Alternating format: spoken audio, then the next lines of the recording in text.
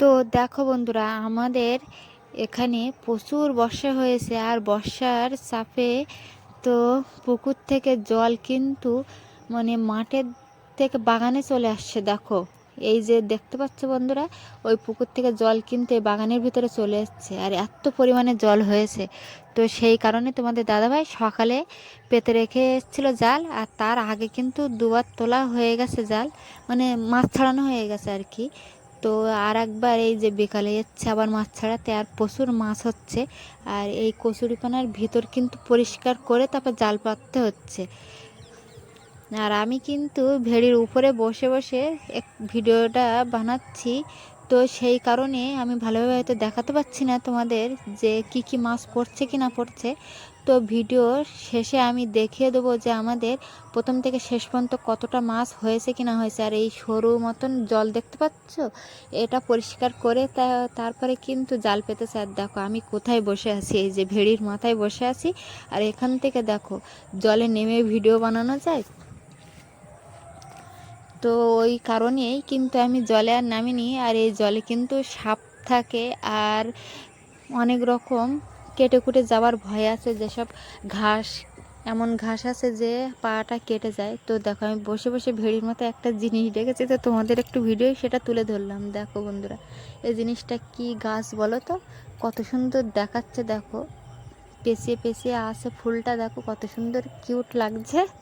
তো ওই জন্য আমি একটু ভিডিও তোমাদের সঙ্গে শেয়ার করলাম। তো দেখো বন্ধুরা, এইখানে কিন্তু একটু কচুরিপানাটা কম আছে। দেখো,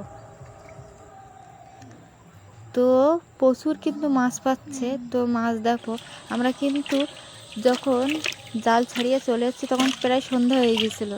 তো সেই কারণে দেখো মাছ কতগুলো মরে গেছে আর কতগুলো বেঁচে আছে তোমাদের দেখিয়ে দেয়। জালে পড়ে যখন জড়িয়ে যায় গিয়ে এই মাছগুলো কিন্তু মরে যায় ওরকম। তো মরা মাছগুলো আমরা ঝাল করব, আর জ্যান্তগুলো জাবিয়ে রাখবো যদি বিক্রি করা যায়। না হলে এত মাছ খাওয়া সম্ভব না।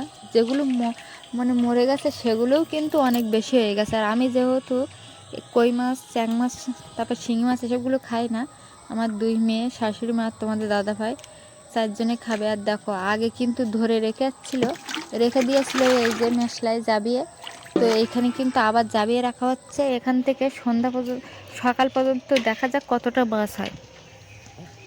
তো দেখো বন্ধুরা, সকালে পেতেছিল আর আজ সকাল পর্যন্ত এই যে মাছ হয়েছে ঝুড়িতে দেখলে।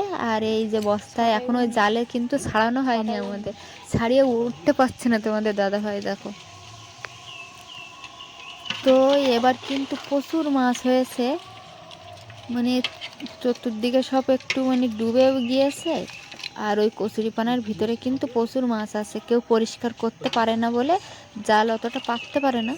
তো যারা পরিষ্কার করে তারা কিন্তু এতটা করে মাছ পায়। তোমাদের দাদাভাই কিন্তু একা না, ওখানে 4-5জনও জাল পেতেছিল। তো আমি তো সেসব ভিডিও তোমাদের তুলে ধরতে পারিনি। আর এই দিকে তোমাদের দাদাভাই চলে যাচ্ছে মাছ নিয়ে বিক্রি করতে। তো আমার এই মাছ ধরার ভিডিও, মাঠের ভিডিও তোমাদের কেমন লেগেছে অবশ্যই কমেন্টে জানাবে। যদি ভালো লেগে থাকে সাবস্ক্রাইব করে পাশে থাকবে, নাহলে সাবস্ক্রাইব না করলে কিন্তু পরবর্তী ভিডিও দেখতে পাবে না। তো পরবর্তী ভিডিও দেখার জন্য তো অবশ্যই সাবস্ক্রাইব করতে হবে। তো সাবস্ক্রাইব করে জলদি টাটা বন্ধুরা, রাখছি। তো এখন কিন্তু চলে যাচ্ছে তোমাদের দাদাভাই মাছ নিয়ে বাজারে।